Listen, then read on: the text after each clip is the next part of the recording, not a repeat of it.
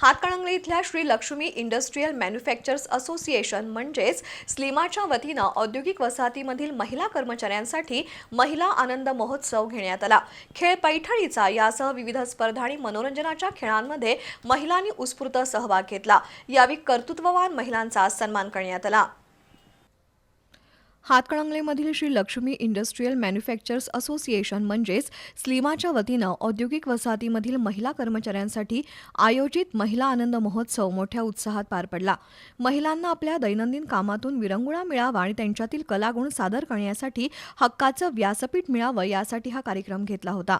कार्यक्रमाची सुरुवात पूनम कांबळे यांच्या गणेश वंदनेनं झाली। यावेळी स्लिमाचे सचिव अजय मनवाडे यांनी संस्थेच्या कार्याचा आढावा घेतला, तर अध्यक्ष तुषार कुलकर्णी यांनी उपस्थितांचं स्वागत केलं।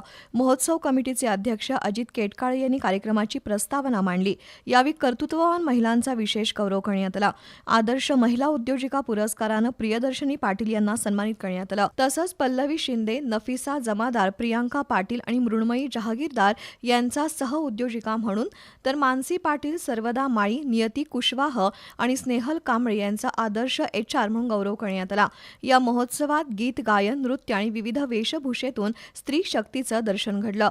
तर अभिनेत्री ज्योती पाटील यांनी घेतलेला खेळ पैठणीचा, त्यामध्ये महिलांनी उखाणे आणि खेळांच्या माध्यमातून मोठी चुरस निर्माण केली। यावेळी विजेत्या महिलांना पैठणी आणि इतर भेटवस्तू देण्यात आल्या। यावेळी मेहंदी, रांगोळी, कुकिंग यांसारख्या स्पर्धा घेऊन विजेत्यांना बक्षिसं देण्यात आली। हा सोहळा यशस्वी करण्यासाठी विजयानंद लंबे यांच्यासह स्लिमाच्या सर्व पदाधिकाऱ्यांनी विशेष परिश्रम घेतले। या कार्यक्रमाला शिवाजी केसरे, अनिकेत बारवाडे आणि औद्योगिक वसाहतीतील महिला उपस्थित होत्या।